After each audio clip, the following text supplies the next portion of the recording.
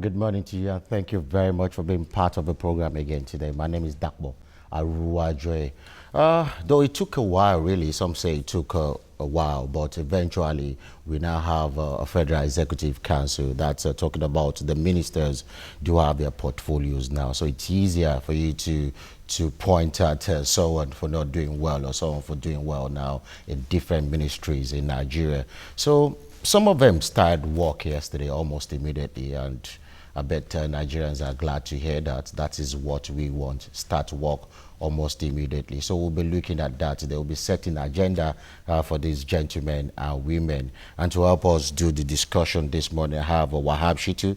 He's a lawyer and a university lecturer. Thank you very much, Barrister, for being here. Thank you for inviting me. Thank you very much. And I have also Babatunde Fakbounda. He's a politician, a public affairs analyst, affairs commentator, and also he's from the diaspora. Thank you very much for being part of the program. My learned presenter, Mr. Dakbo, I'm privileged. And a learned colleague. Yeah, I know.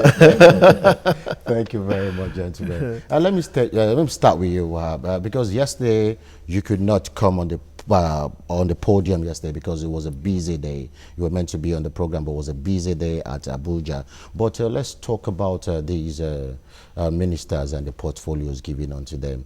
Buhari said it took a while, really, because they had to put the round pegs in the round holes. What is your own take about the round pegs in the round holes? Well, my own take is that what is critical in the assignment of portfolios to the ministers is competence, character, and capacity. In summary, performance. My own take is that the president is the person on whose desk the buck stops on his table. He has been painstaking enough to assemble this team. He knows those who are in a position to be able to assist him deliver on his change agenda for Nigeria. He will take responsibility for success and for failure. So I think we should give him the benefit of the doubt. He has assembled the people that he feels, after painstaking consultation, could assist him in this process. So I think Nigerians should adopt a wait-and-see attitude, reinvest faith in their leaders, in the president and the new ministers, and also be optimistic that they will deliver. Is it going to be easy? My answer is no. Am I optimistic? My answer is yes, because I believe that more than ever before, this administration is coming in at a time that it enjoys local and international goodwill. And that is highly huge and tremendous in terms of impact. The expectations of Nigerians are very, very high. That is why I say it is not going to be easy. But the summary is that these leaders will do their bit, but the followership too must also be ready to assist them deliver on democracy dividends. Okay, we will talk about the roles of the followers also, and even the roles of the people that have been chosen to represent us. Well, let me go to you, Babatunde. He said it's not going to be easy. Do you envy these people? Do you envy these new ministers? Talking about the period that we found ourselves in this nation, talking about the depleting economy, talking about a whole lot of challenges for this country. Do you envy these gentlemen and women? Like I always, thank you very much. Like I always say, during situations of this nature, when we are discussing the issue of Nigeria, we should not negate the fact that we have been in this rut for a very, very long time. We have been,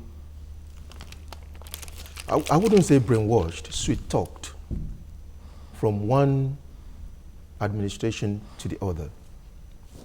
So the last presentation I had, or opportunity that I had to talk to the people, I said that all the speeches being made in relation to the development of Nigeria by the president, they are good.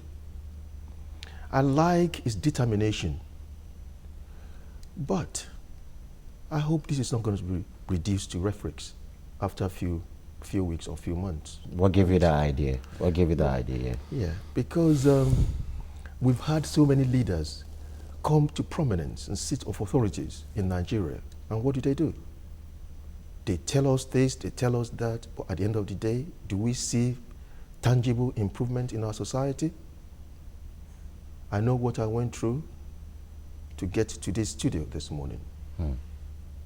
I know what we went through as a nation to conclude the recent election. What the opposition party had to forego. I am not talking as a politician, I am talking as a patriotic Nigerian. Yes, the list is out, but as Nigerians, let us look into our situation realistically and come with assessments that reflects our experience of long-standing. The president took his time to appoint these ministers.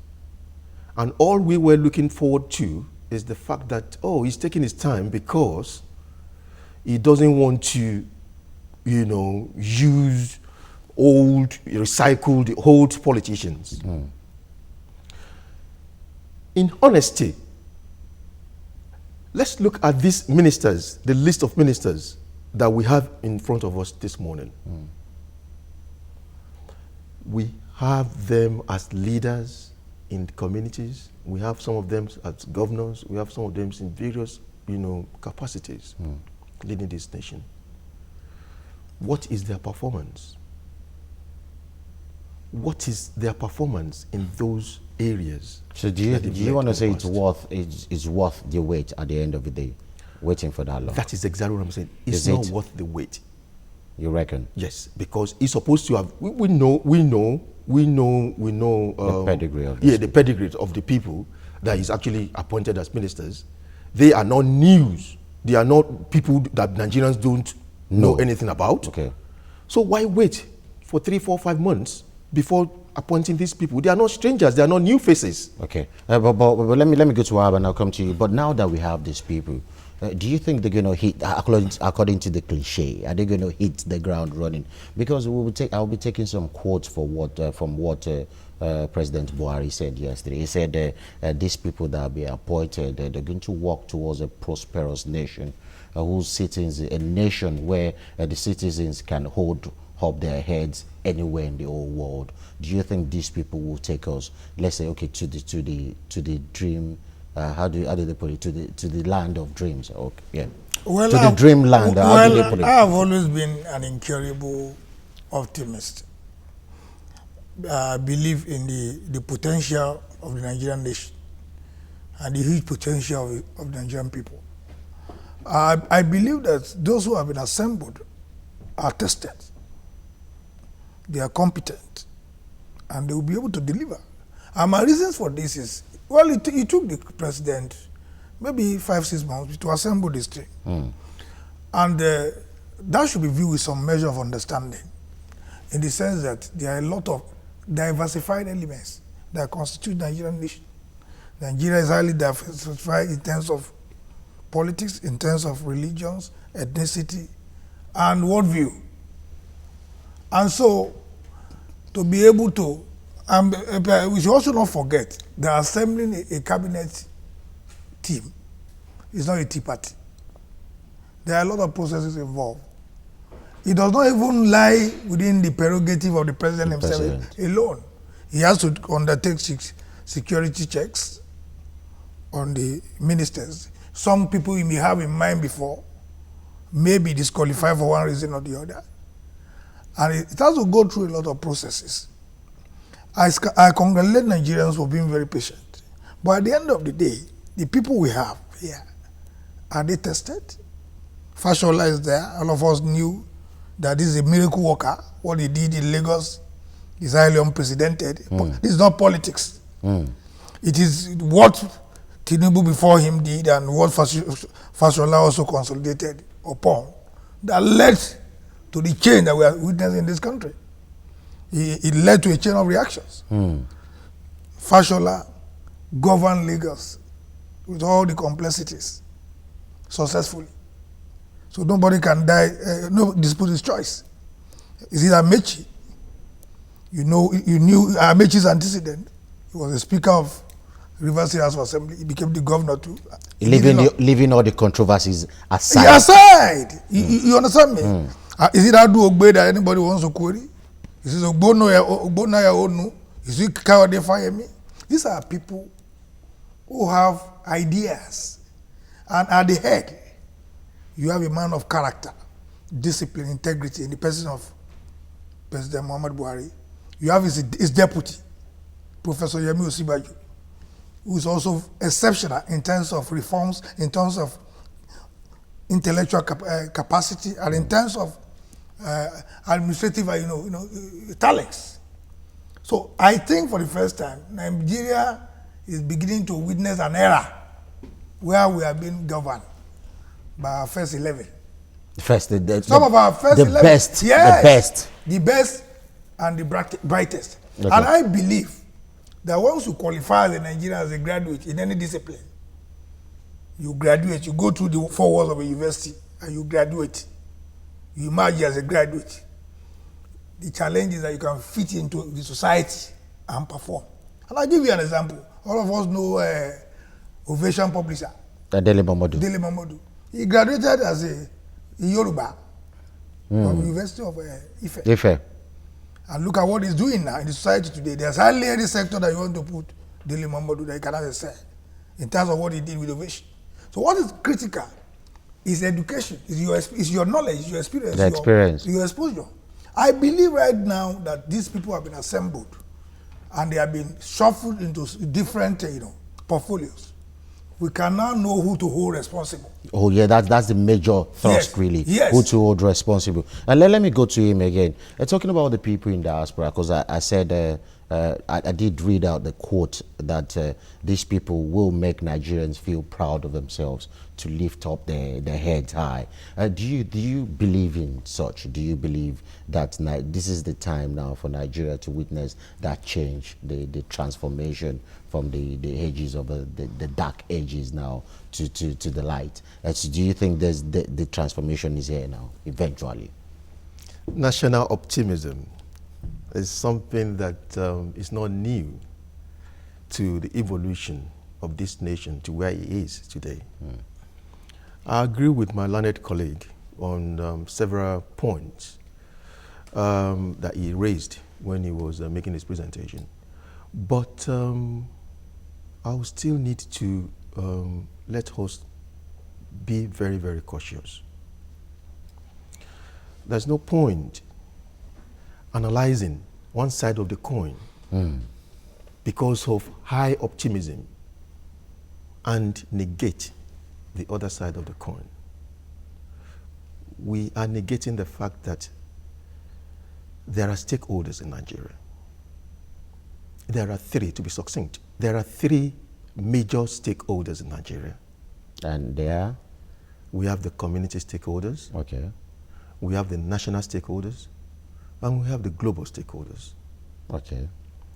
You see, there's nothing that we plan to do in Nigeria. You see, rhetorics, I don't subscribe to rhetorics. When we plan to develop Nigeria, we must hold on so tightly to these 3 major factors, especially the global stakeholders. Are you telling me that since Nigeria was formed in 1960s, right from inception, that we do not have ideas that can move Nigeria from A to B? So what has been the problem? Yeah. Is it the people? It's the not, leaders? It's the leaders. You see, the leaders of this nation need to know one thing, and that thing is the acknowledgement of the fact that the global stakeholders controls the issue, the affairs in Nigeria. And when you talk about the global stakeholders, who are these people? We are talking about the business world. Okay. Like the international the international companies. Thank you. Let's just surmise it. The business world. without we mapping the needs of Nigeria and annexing it to the needs of these global stakeholders, we will just be running on a spot. I call it running on a spot. So how do we do that? That means we should look more into exportation, or how do we need to please them or need to convince them to invest in Nigeria? God bless you, sir. You just mentioned something that is very, very sensitive to the issue I've just raised. Investment in Nigeria. Do you know how long we have been advocating for foreign investors to come to Nigeria? Obasanjo flew all around the world to bring investors to Nigeria. They never came. Why? Because they never had the trust? We ruled for 16 years, summoning and advocating for investors to come inward investors into Nigeria. They never came. So that is the area, the economy of Nigeria, and the economic team in charge of the economy of Nigeria, and the passion of the president of Nigeria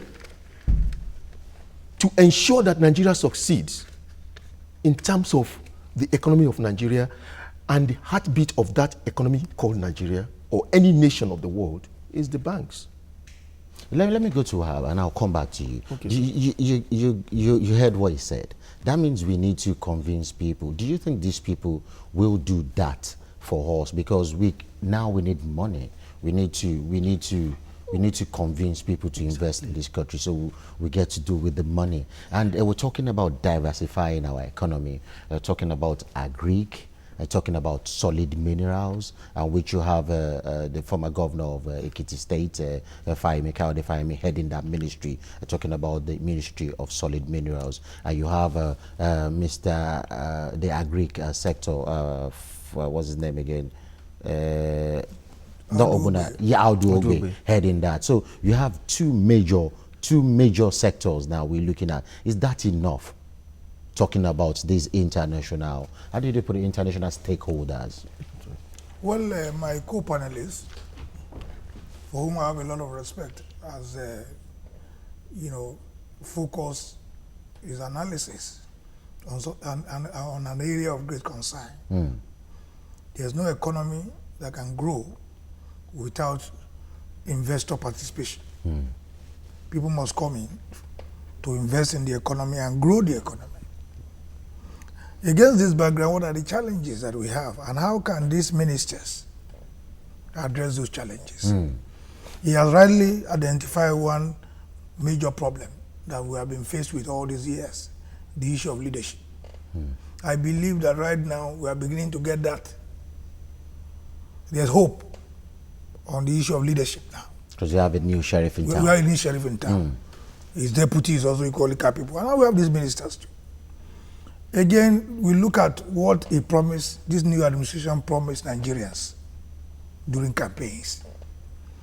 One issue is security. There's no way this investment that my co-panelists mentioned can thrive in an atmosphere of relative insecurity. So we need to be able to secure our country. The challenges of Boko Haram, Niger Delta militancy and all those things, kidnapping, armed robberies and all those things. Pipeline vandalization must stop. So we need proactive policies that will be able to address the issue of security. And that is why the president, our president must be commended in the way he has sensitized the international community, our neighbors, and some critical international stakeholders on the need to assist Nigeria deliver on security. Apart from the other issue is the issue of corruption. Corruption is one major impediment to our developmental process in this country. All of us are aware of that. We need to put in place policies to address the issue of corruption. And you can see changes. Already. Not only in terms of the body language of the president, because if the number one man and number two man are not corrupt, if they lead by example, chances are that the populace will also take a cue. But beyond that, we need to revolutionize our systems, revolutionize our institutions. And you can see change. You have a presidential committee on anti-corruption. You have changes being made at the level of the anti-graft agencies. You have the anti-corruption battle being, waged now with some measure of vigor that you can see. Again, we need to deal with the issue of impunity in our society. Reckless abuse of power, burden on executive lawlessness. And the way to deal with that is to emphasize rule of law, which this government is also committed to pursue. If there is rule of law, if there is security, above all, what is the end destination? Where are we headed? What is the agenda? What is the major expectation? Where are we going? What do Nigerians want? Should have focus. Yes, what Nigerians want can be summarized in one phrase: good governance. That's what we want. Good governance, captures the entire thing. The entire thing, yeah. Good. That is why we have democracy. Democracy dividends must be delivered in terms of what we don't. What Nigerians want are not really many. Food on our table, shelter on our heads, employment, security, good roads, network, and all this. These are things we want. I believe that the team that has been assembled, if properly harnessed by good leadership, will lay the required foundation. I'm not saying that this administration is the messiah. No, I'm not saying that. I'm not saying that. But I believe that what this administration will do for Nigeria, for posterity, is to lay some kind of solid foundation for our developmental aspiration to thrive. Because we all know that why we are today is not because we are lacking in potential, material, and natural resources. And it's because of mismanagement. We have it all. We have it all. We have it all. We have the talents, we have everything, we have the resources. And so it's to be able to galvanize this. And what do we require? The power of ideas and the power of action. And good governance also. And good governance. Good governance is the key. Let me go to Baba Yes. today. He made mention of three major components. We're talking about insecurity. That's a major problem we have in this country, driving away investors. And also he talked about corruption, which is another major problem, and also impunity.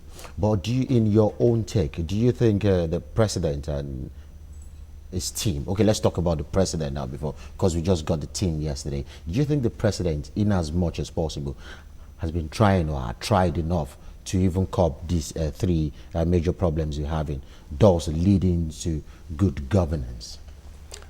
Or does he have to try more? And what areas does he have to try more? Thank you very much. You see, it's a bit premature to assess this government at this very embryonic stage of its development. If I start giving assessment of President Muhammadu Buhari now, then I'm not being objective in my disposition.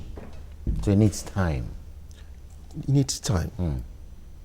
Number two, Nigerians are very, very sensitive people.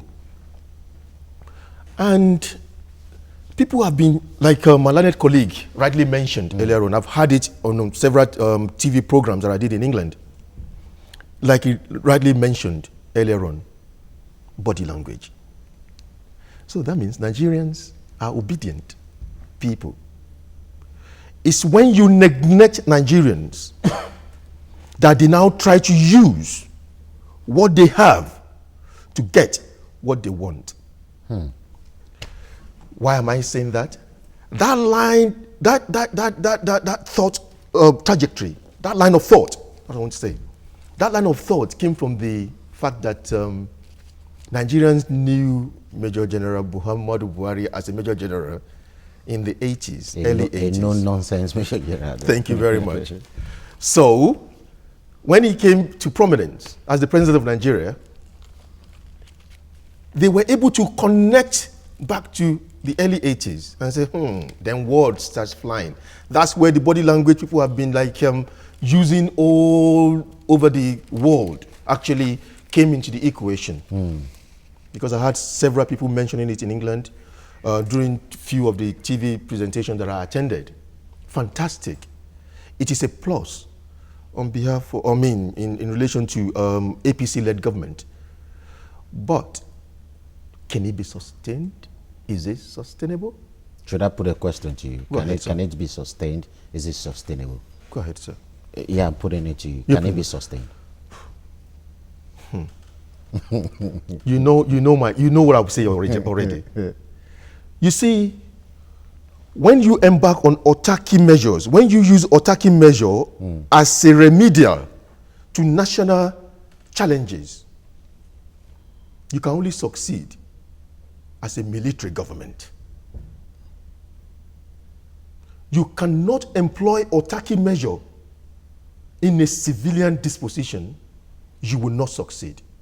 I am telling you, the president will not succeed if he carries on that autarky mentality that he used in the early 80s to bring Nigeria to prominence. But you've not seen any sign of that of recent. Have you? I mean, we did this in economics, microeconomics. We did this in economics, and we know you cannot. You